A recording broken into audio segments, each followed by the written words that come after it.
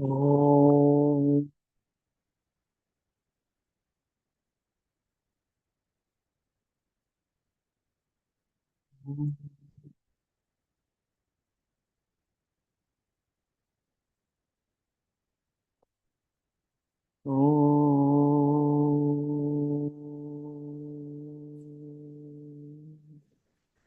Om Sahana Vavatu Sahanau Bhunaktu Sahaviryankaravavahai Tejasvinavadhitamastu Ma Vidvishavahai. Om Shanti Shanti. नारायणं नमस्कृत्य नरं चैव नरोत्तमं देवीं सरस्वतीं व्यासं ततो जयमुदीरयेत्.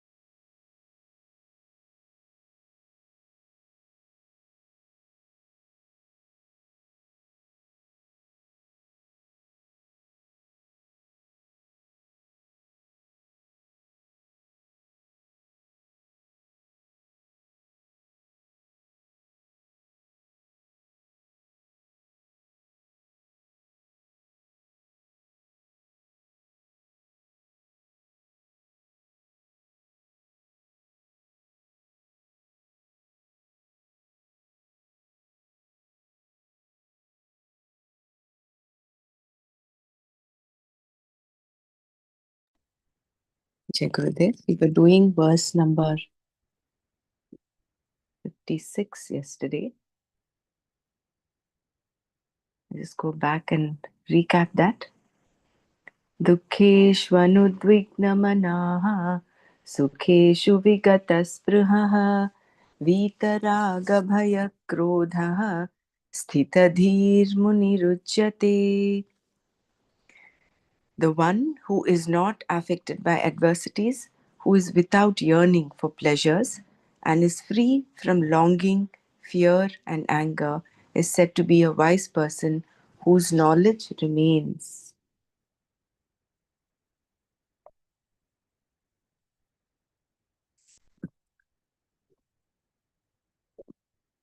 I will just quickly go through this one more time because important verses here.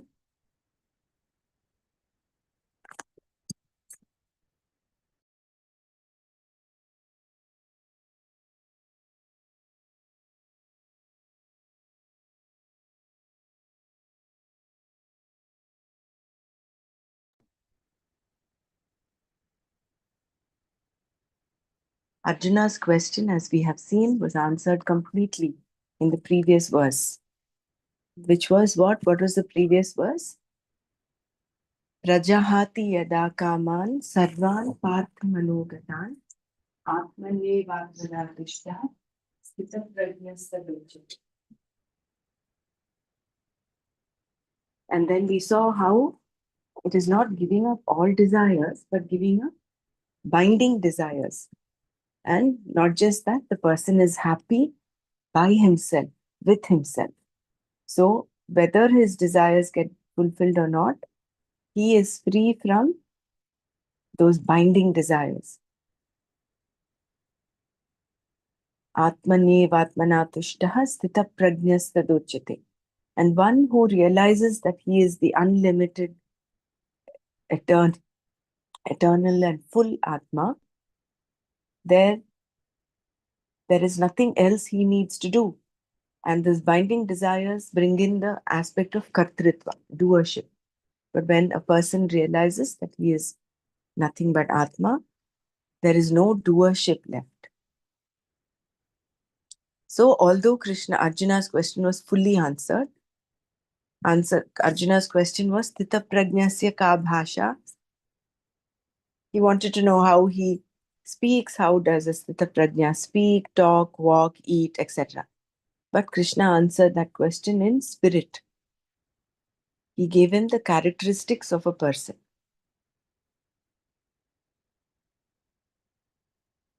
Being awake to yourself and in yourself alone, you discover your joy, your fulfillment. And you discover it by yourself, meaning through knowledge. Without self knowledge, you cannot discover happiness in yourself. How can you discover happiness in yourself by yourself when the self is unhappy? Generally, you are happy if your desire is fulfilled. But here, you are happy with yourself without fulfilling any desire.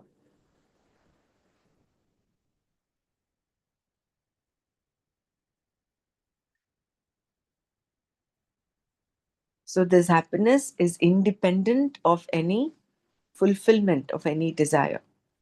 The nature of the Atma is free from any sense of limitation, and the person who is awake to this particular fact, the Sthita Prajna, is free from unhappiness.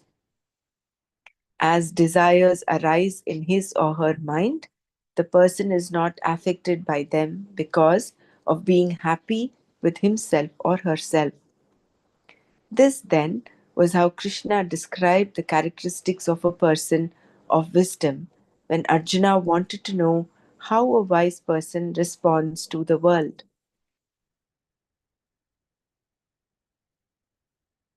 Even though one's response to the world does not necessarily reveal how much wisdom one has,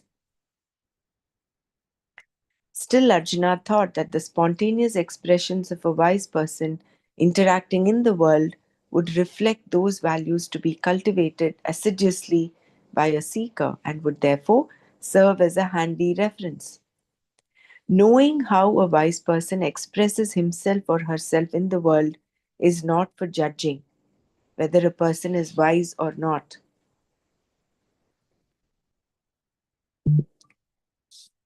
It is not that we have a matrix of norms indicating the exact behavior of a wise person against which everyone is measured. It is only to know what I should follow in order to be wise. This is where the Jnani's Lakshanas become the tools for the sadhak. What was it that the wise person followed before becoming wise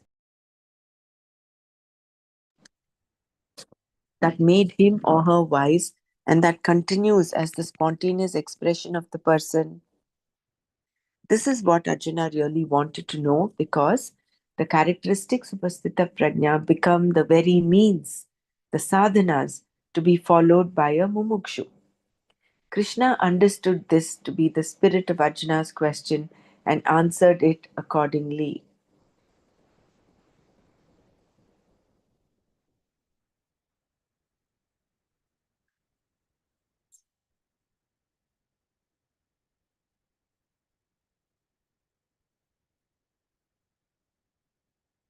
So the thing is, what was it that the wise person followed before becoming wise that made him or her wise and that continues as the spontaneous expression of the person? See, if we have to achieve something, we will have to do things differently. Whether it is transactional world or in the spiritual world. If we continue to do the same things that we did, when I say continue to do the same things, I mean the same attitude with which we do things, things are not going to be different. We're just repeating the same patterns again and again. So there needs to be a little shift in the attitude. And that is what Arjuna wanted to know. And Krishna understood this question and then answered it accordingly. The threefold source of sorrow. This is actually the third time we are reading, but it's well worth it. So, sorrow or pain, dukkha, has three sources: Adhyatmika, Adhibhautika, and Adhidaivika. Adhyatmika is pain from which the source is your own body, mind, and senses, from a stomachache onwards. The second source of sorrow, Adhibhautika, are the situations around you, including the people and bugs that irritate you. Finally, Adi Daivika is the pain or sorrow caused by such things as earthquakes and lightning. This kind of pain is not created by your brother in law or anyone else, but is from a source that is absolutely divine, natural phenomena over which you have no control whatsoever. You may try to control mosquitoes with certain sprays that will destroy them, but there is nothing you can do to prevent an earthquake. Thus, while the source of sorrow is threefold, there are not different types of sorrow. Sorrow may express itself in 100 different ways: weeping, howling, kicking, moaning, and so on. But the sorrow itself is one and the same. The word dukkeshu in the verse is in the plural because the source of sorrow is threefold, as explained by Shankara in his commentary on this verse. And those whose minds are not affected or shaken by the sorrow arising from these three sources of pain are said to be wise.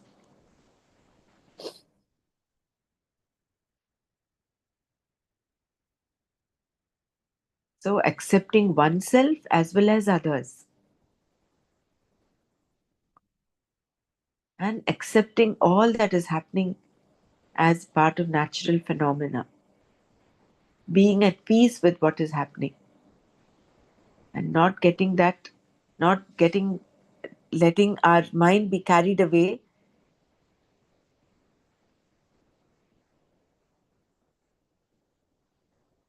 because the sources of pain are always active. Pain is possible for a wise person, but he or she is not affected by it.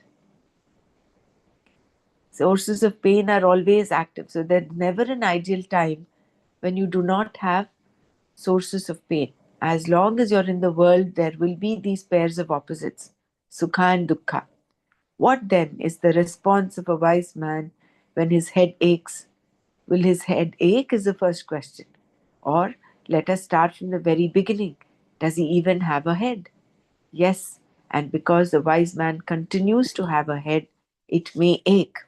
Now, when his head aches, does he know it or not? After all, he is Satchit Ananda. Being Satchit Ananda, what happens when there is a headache? Does he recognize it? The verse indicates that he does by saying, when such pain occurs, the wise man is not affected. When anyone recognizes dukkha, there is dukkha for him. But what happens afterwards? The person is shaken by pain or sorrow and then he becomes disturbed. Udvigna manaha. Any disturbance from the three sources described above can make it a reality. The headache is there, you recognize it, and then you worry about it until your whole head and everything else aches. You may even become a pain to everyone around you. You were the only one with a neck pain, but you talk so much about it and make such a fuss that your pain also becomes everyone else's pain in the neck. So, this is a clear situation of a person thinking about what about me? Very self centered way of living where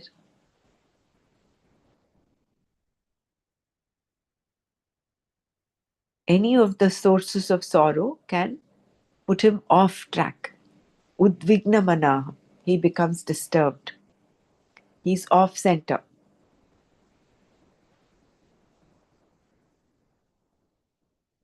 A wise person, so a wise person is what?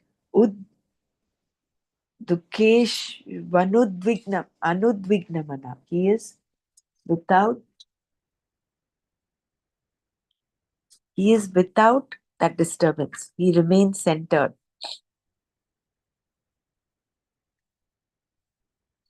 A wise person's response to sukha. Now, what about sukha? What about pleasure, sukha then? There are people who can remain quiet when dukkha comes, but jump around like a football when something pleasant happens. The word sukheshu here refers to any happy, pleasant situation, regardless of its source, which can also be described in the same threefold manner.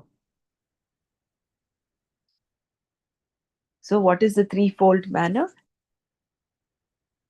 Adhyatmika, Adi Bhautika, and Adi Daivika.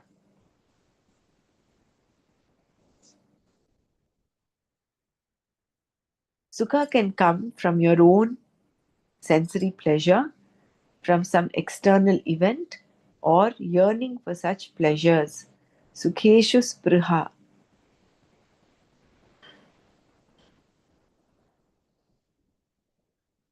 But does a wise person not laugh when something funny is happening?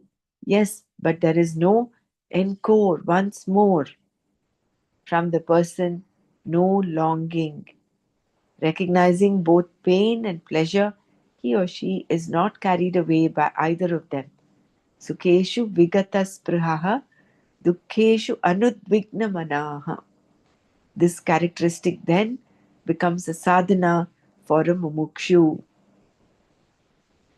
So this needs to be underlined. Sukheshu vigata sprihaha, dukkeshu anudvigna manaha.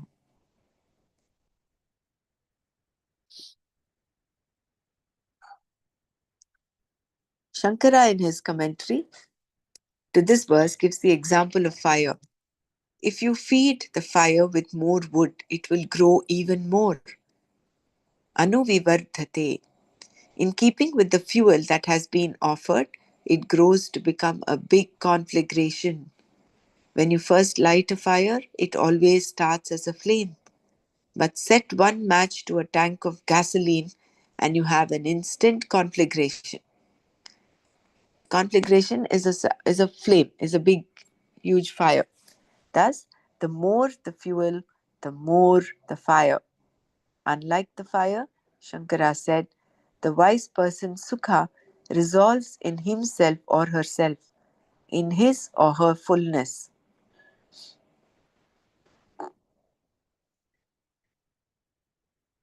The idea here is since there is no yearning for Sukha, the person's desires do not get out of hand. So it does not become a fire. He doesn't get off center. It resolves in himself or herself, the person Sukha. Because there is no yearning for Sukha, that Sukheshu Spruha is not there.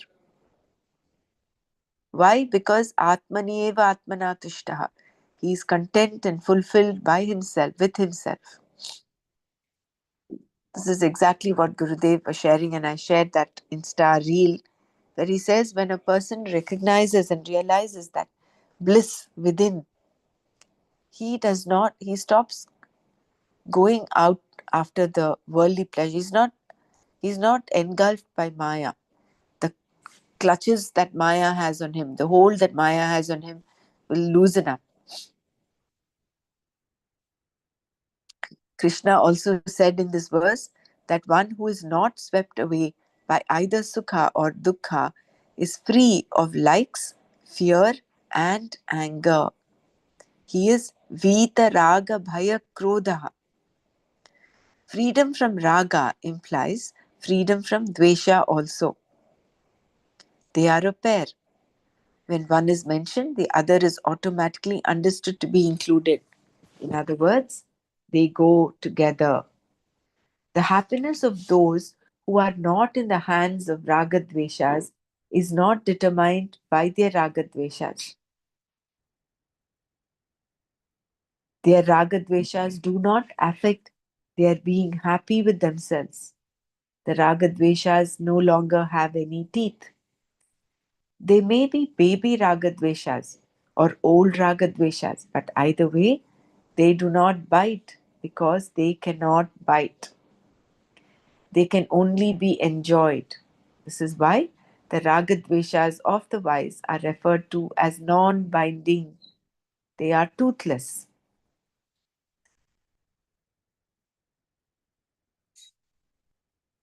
Whereas the binding desires have teeth and it literally bleeds the person. Bleed here will imply sukha or dukkha because he gets more and more bound by the binding ragadveshas as long as they have teeth. But for a wise person, ragadveshas may be there, but they are non binding. And throughout Gita, what is being talked of is the binding ragadveshas, not the non binding.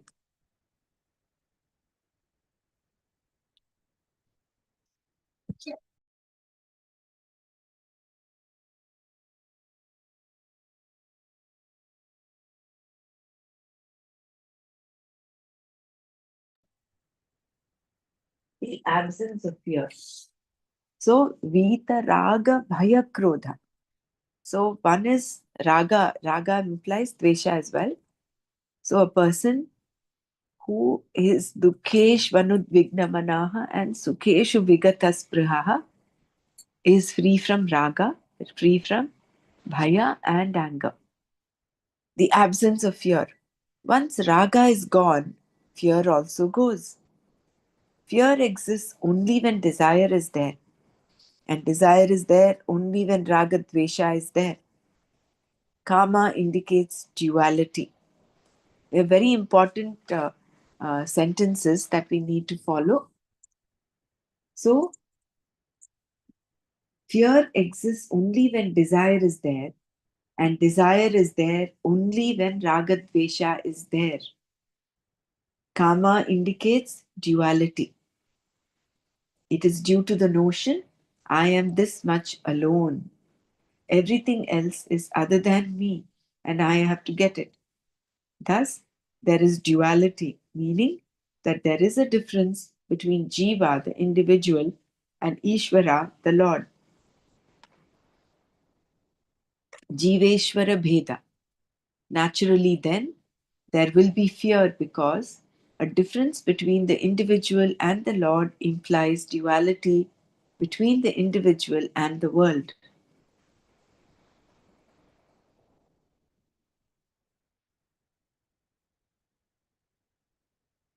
And duality between the individual and the world means duality between individual and individual. Once you accept a duality between the individual and Ishvara, you will find difference, bheda, everywhere. This is why following Advaita, this is what we are following. We're following the Advaita Sampradaya. We should not get carried away by the Dvaitins because that will be a totally different school of thought. Because there they mention that there is a difference between Ishvara and Jiva. Whereas Advaita talks of Jiveshwara Aikya. There is no difference between Jiva and Ishvara.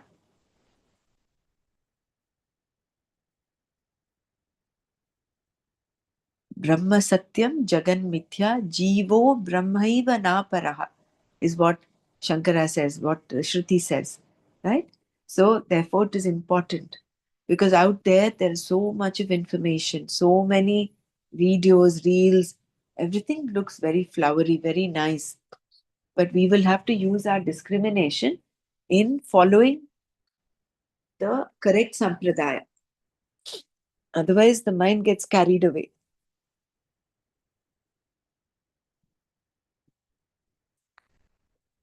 So, as long as duality exists, there is going to be karma. And from kama arise ragadvesha. And when ragadvesha is there, there is fear.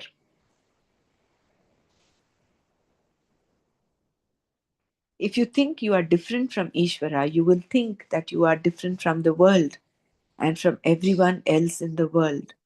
And in this world of duality, you are an insecure person. Therefore, the fear of danger from another source will always be there, because the other will always be there. Fear comes from duality only. Dvaitat bhayam bhavati. Any fear means that duality is there, because you recognize the source of fear as something other than yourself. You can even be afraid of yourself if you have created a split in yourself. There is an ideal I and an actual I, and the actual I is always frightening to the ideal I. This is also the reason why you are afraid of an insane person, provided you are sane, of course. Similarly, you may find that you are afraid of a person who is sad.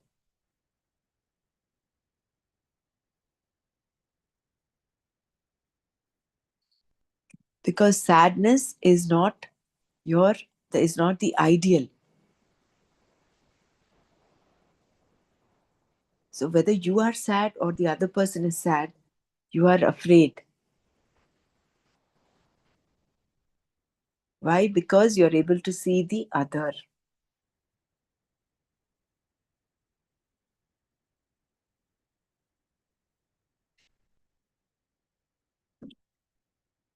There can be no fear if there is only one thing, vastu. A second thing is necessary for fear to occur. Therefore, the one who has no duality is not only free from ragadvesha but is also free from fear.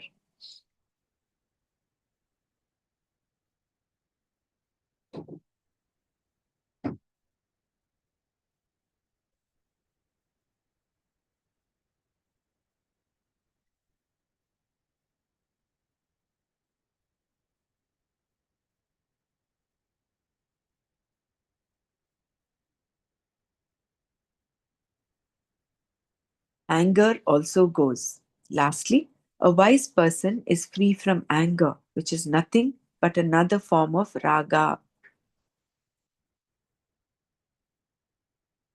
Earlier we saw that how Ananda expressed is love. The first expression of Ananda is love.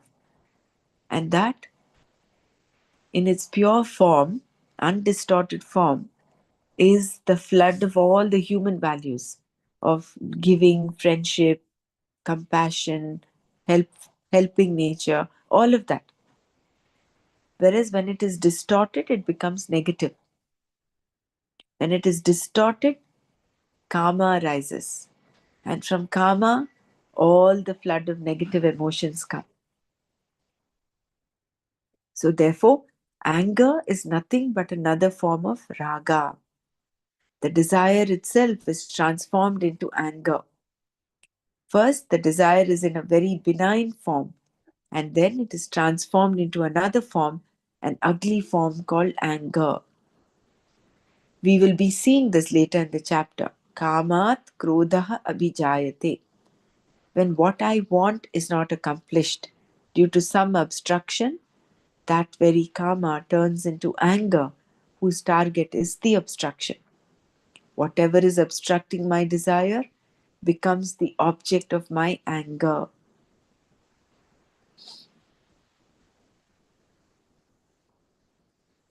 Many murders take place because the object of a person's love becomes the object of his or her anger.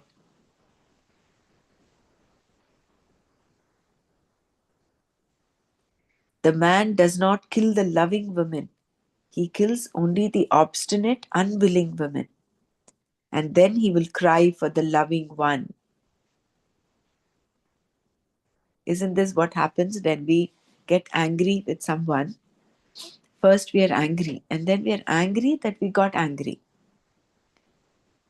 So we're angry with ourselves at the end that we got angry, right? So, thus, when a person becomes an obstruction to your desire, that same person becomes the object of your anger. Anger is always a mutilated, transformed, deflected form of karma. Therefore, if you are free of karma, desire, you will be free of krodha, anger. This is also exactly what Gurudev said in that reel. You be free from desires. Happiness is a is a practice. Santosha. We need to cultivate santosha, cultivate contentment. This is the natural lakshana of a jnani, but it becomes a sadhana tool for us. Because there are innumerable number of situations that cause sorrow, pain, or sukha.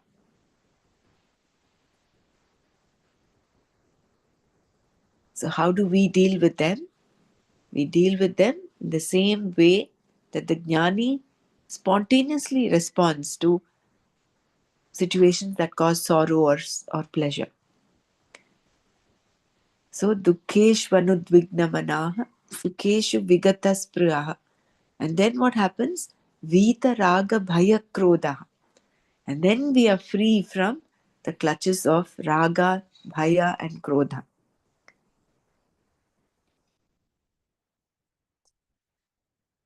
Duality and fear. Anyone wants to share anything?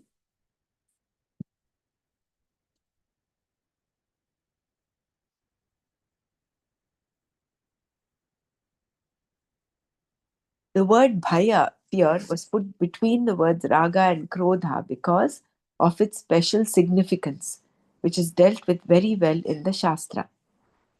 The only way to be free of fear is by swallowing duality, and you cannot swallow duality unless there is no duality. And because there is no duality, it can be swallowed, but only through knowledge.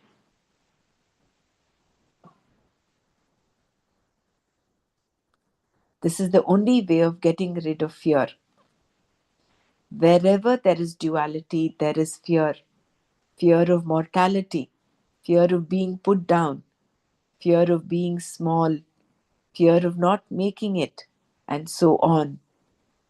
Fear can exist only as long as there is a seeker sought relationship. The very relationship implying duality between the seeker and the sought, and in the final analysis, duality between oneself and the Lord.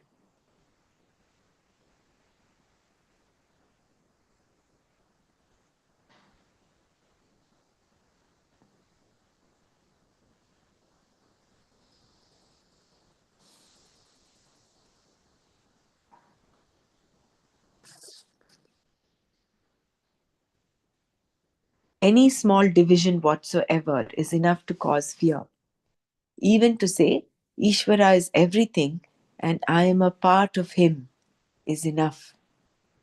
In fact, upon analysis, you will find that this concept is the very point from which everything becomes different.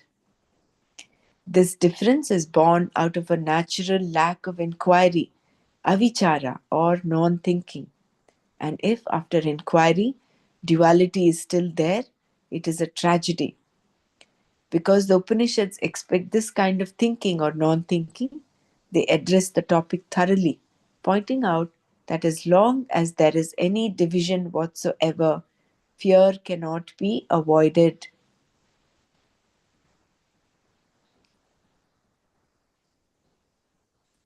A Muni is a thinking person, a person of inquiry, and the knowledge, dhi, of the Muni stays sthita. Sthita dhihi Muni ruchyate, right? So the dhi is that knowledge, sthita is stays, that is, it does not swing and sway. The Muni does not think duality, dvaita one day and non duality, advaita the next. just because someone has put forth a cogent argument. In fact, Dvaita is not knowledge, it is a belief. Regardless of the number of objections raised, Advaita is something you know. You may not be able to communicate it to someone else, but you know because it is yourself. It is not something you have to believe. It is a freedom from all notions. Advaita is all that is there.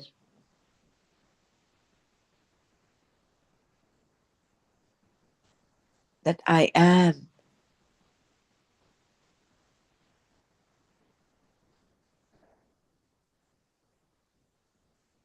There is only I that is there. Everything else is because of this I. Like what happens in deep sleep. Deep sleep, there is no other.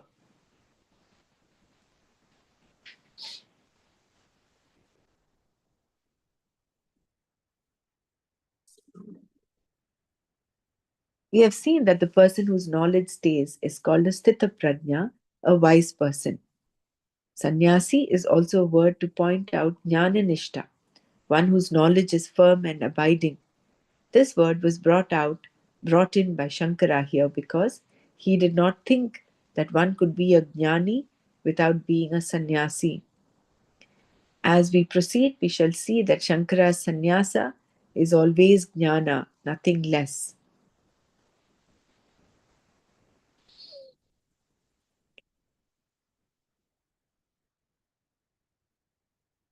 So before we go on to the next verse, we will just quickly do Manana on this.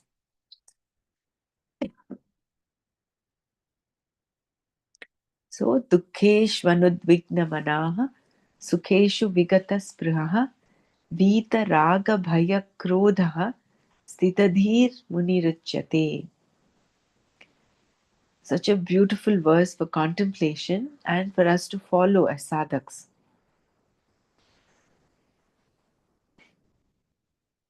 So the three sources of sorrow and of pleasure, that longing is itself, that spriha, that itself gets dissolved by in this person, in a jnani. And because there is no kama, there is no ragadvesha, there is no fear, and then therefore there is no anger.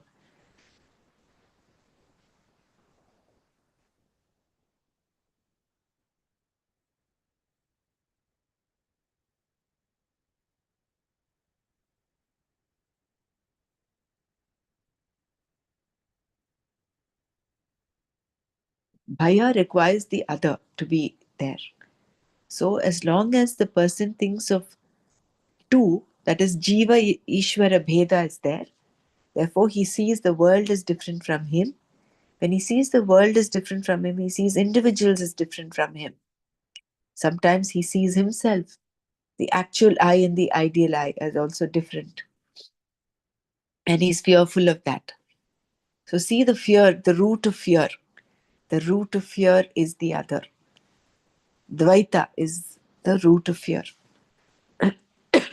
So how we still have not reached that state of Advaita.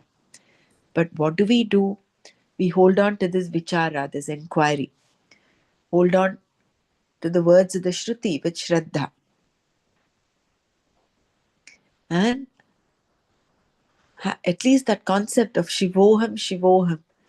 I am nothing but Shiva. I am the ultimate. I am the one. Just this understanding itself, that vichara at least, rather than continue with the notion that I am different from Ishvara. So even as karma yogis, although there is that trace of Dvaita there, because there is that Ishvara Arpana Buddhi and Prasada Buddhi, we do that with this understanding that I am no different from Ishvara. So although that little trace of Dvaita is there, that gets dissolved in this inquiry.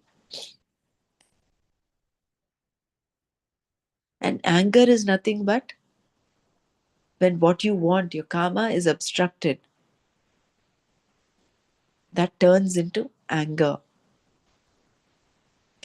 Later in the Bhagavad Gita, it is given there are three gates to heaven, right? And one of them is Krodha, Kama, Krodha.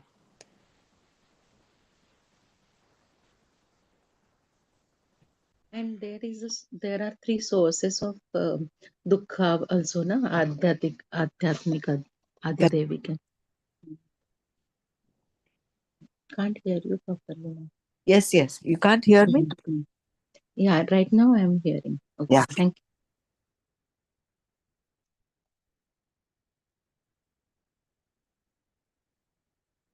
So we'll go on to the next verse. Anyone wants to share?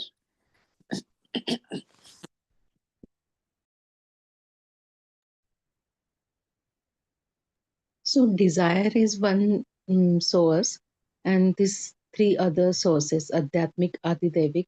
So how much we cannot fluctuate from the Sukha Dukkha in that case, then how to get stabilized? Adidevik, Adhyatmic, that will be there, no? So Yeah. That is where all our five knowledge points come into hmm, place. See, opposite values are complementary. hmm, Do not see intention behind others' mistakes. So that is Adi Bhautika from the other person. The other hmm. person, situations will also not affect you because you don't see an intention. And then accepting people and situations as they are. So this includes yourself as well. So it includes all the three sources of pain. Adhyatmic, Adibhautik and Adidaivik.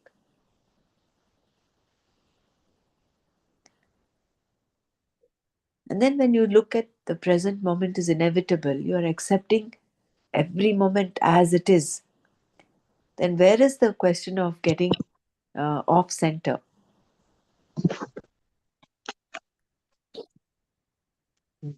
Thank you.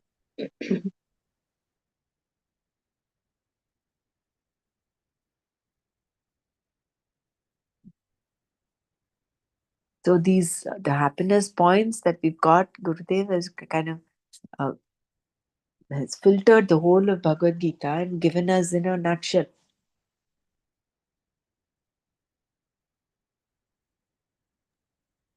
Even for Adidevik, the advanced course points that it will remain like that or it will change. Means, Mm. say, so nice, no?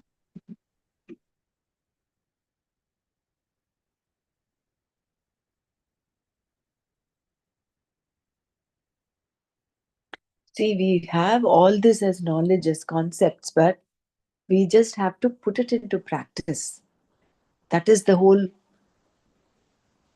prayatna that we need to, that effort, that purushartha is to convert that jnana into vijnana.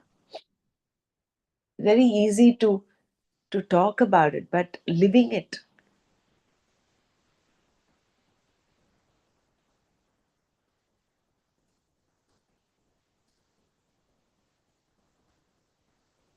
that is why Gurudev gives the very simple mantra of let go. We're holding on to the world, we're holding on tightly, tight fisted. Just let go.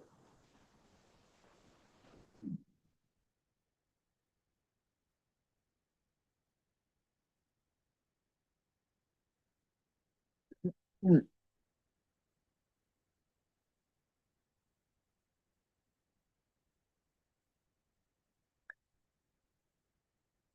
So further Krishna said, Yas sarvatranabhisneha tat tat prapya shubha shubham nabhinandati nadveshti tasya prajna pratishtita. Yaha, the one who sarvatra, in all situations, anabhisneha, without attachment, tat tat, whatever, shubha shubham, the pleasant and unpleasant, prapya, gaining, na abhinandati, does not rejoice, na dveshti, does not hate, tasya, his prajna, knowledge, pratishtita, is well established. Yaha sarvatra anabhisnehah tat shubham prapya na abhinandati na dveshti tasya prajna pratishtita. For the one who is unattached in all situations, who does neither rejoices on gaining the pleasant and nor hates the unpleasant, his knowledge is well established. The Muni discussed in the last verse is the person referred to here. A Muni is a Jnani, one who has the capacity for vichara and therefore knowledge. Such a person is said to be unattached to anything. Sarvatra anabhisneha. Sneha means affection or love. The literal meaning of this word in Sanskrit is anything viscous, like oil or ghee or glue. If you touch it, it sticks to you. Thus, anything sticky is called sneha. Affection is considered to be sneha because the person for whom you have affection sticks to you. Even if the person is away from you, he or she is always with you in your thoughts. Because there is sharing involved, the other person's joys and sorrows become your joys and sorrows. You are deeply affected by the person, and therefore there is sneha, affection between the two of you. Affection need not be a problem. However, attachment, abhisneha, is definitely a nuisance.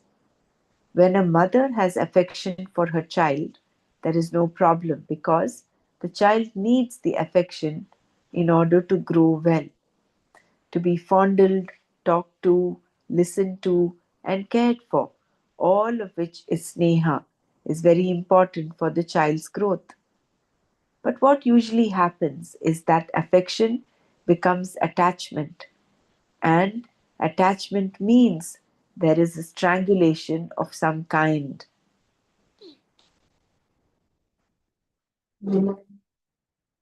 Instead of being an object of your affection, the person becomes an object to be possessed and controlled.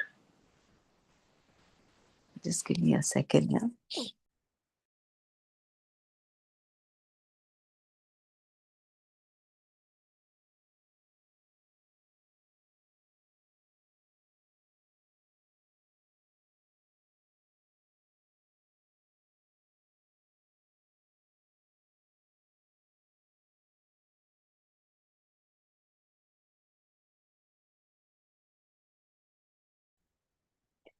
So, the need to control is a common problem everywhere.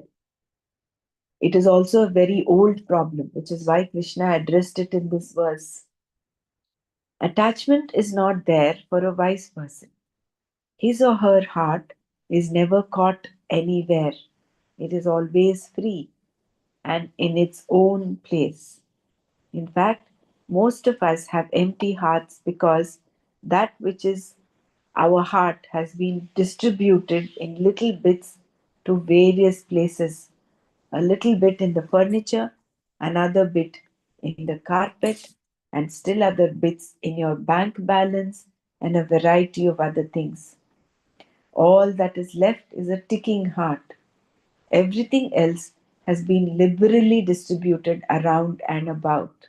In this way, we lose our hearts in quite a few places and even say so, I lost my heart. Your mind is always where your heart is. And where will your mind be? Where the heart is, because that is where you are. Wherever the emotional attachment is, the mind will run right to it.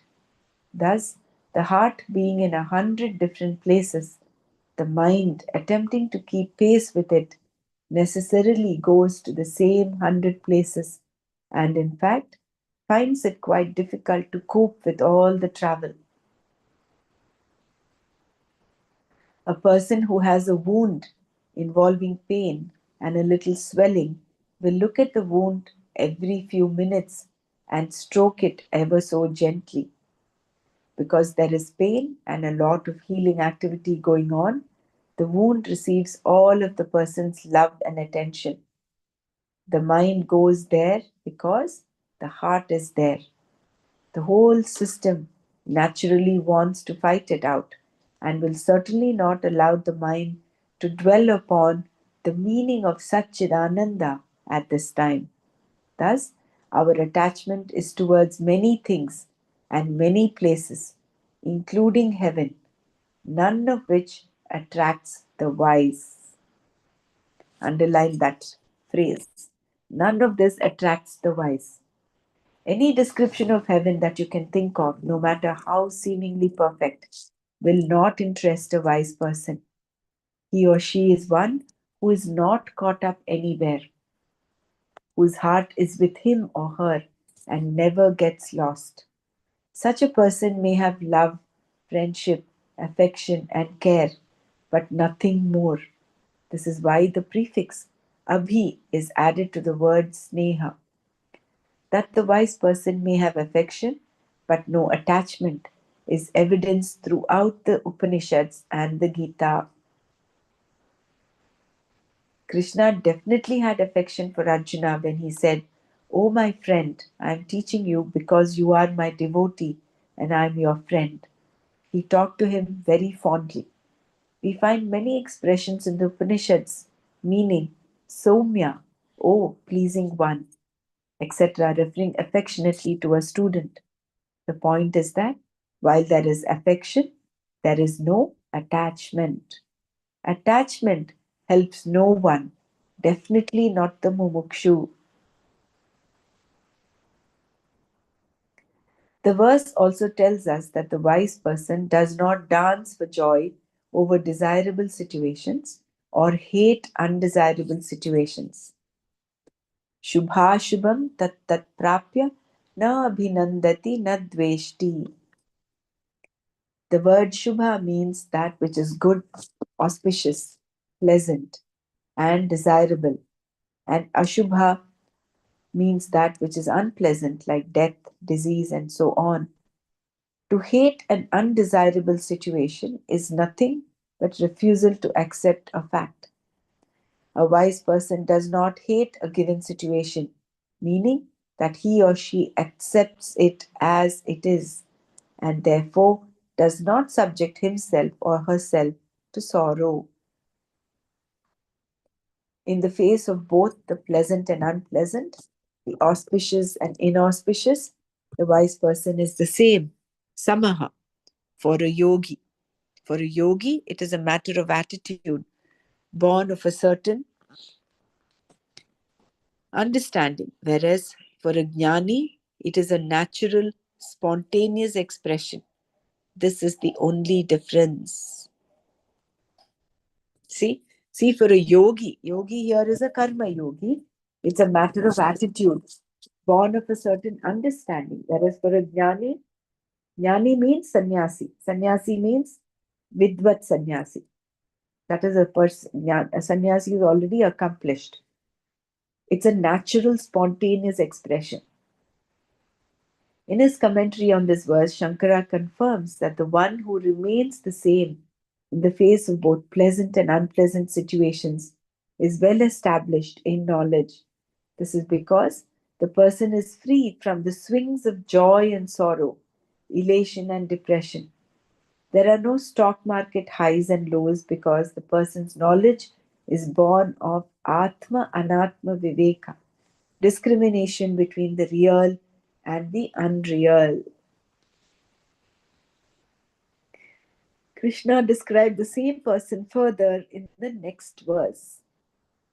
Beautiful verse coming up 58 is Yada samharate chayam kurmongani sarvashaha indriyani indriyarthebhyaha tasya prajna pratishtita. So we'll stop here. Tomorrow, whoever's reading, if anybody is able to read, we'll read verse 57 and then we'll go on to 58.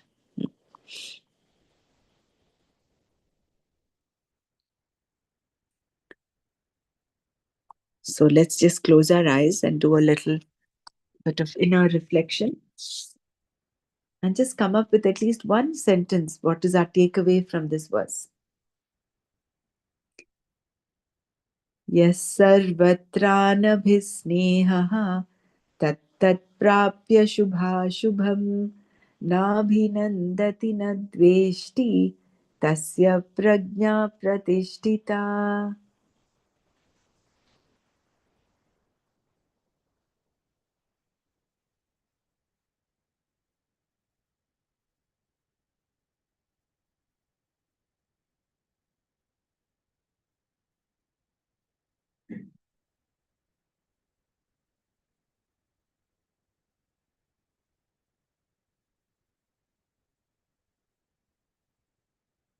Affection versus attachment.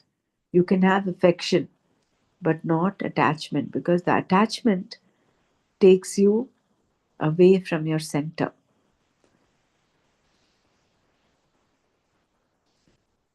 The wise person's heart is in its place, whereas for a ajnani, um, for a kripana or a miser, his heart is there in it is distributed freely in different things, in the carpet, in the furniture, in the bank balance, in relationships, in his appearance, in the self image. What will people say? The heart is distributed freely. So, bringing the heart back and keeping it where it is.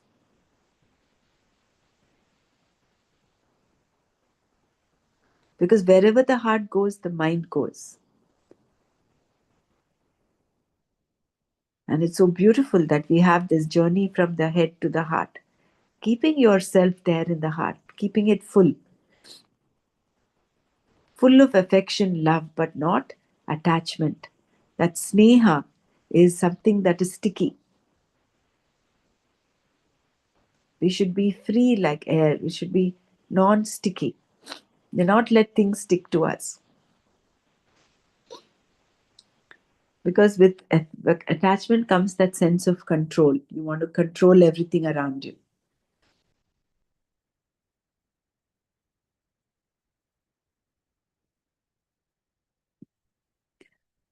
So anyone wants to share before we close?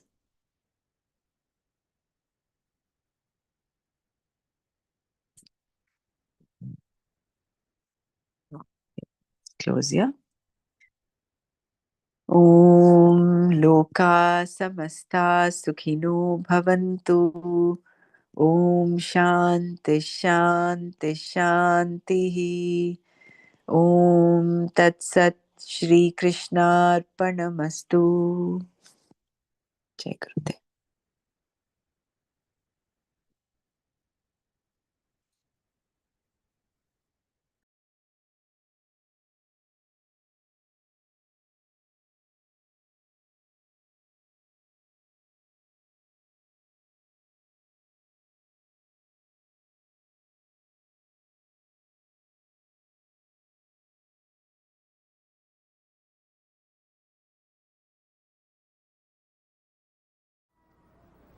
Meditation is accepting this moment, living every moment totally with depth. Let us keep our spine erect and body relaxed and eyes closed. Relax your shoulders. Keep a big smile on your face.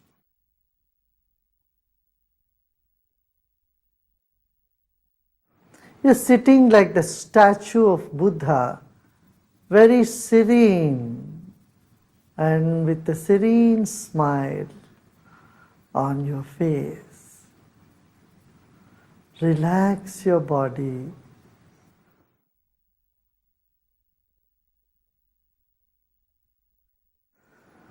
Let's take a deep breath in and breathe out. Become aware of your chest region, throat and chest region. If you notice some tension in the body, just let it be.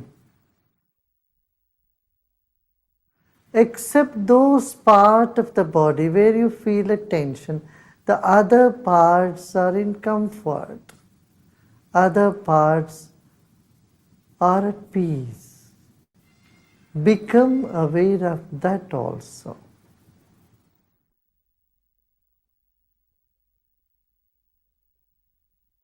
There are many good things about you and inside of you. Acknowledge them. They will never leave you. And the negative aspect you may see in you is never going to stay with you forever. They are all guests for some time. Let them be. Sit with the total acceptance of yourself the way you are at this very moment. Total acceptance of what is now here will lead us to deeper meditation.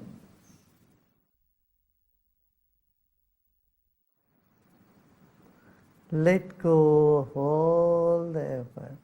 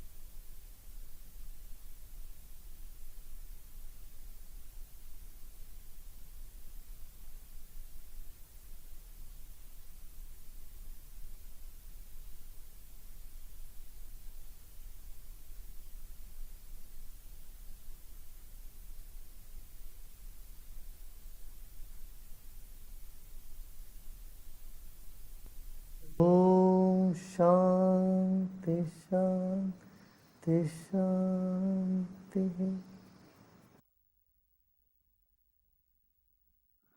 Let go of all your effort and be in this emptiness.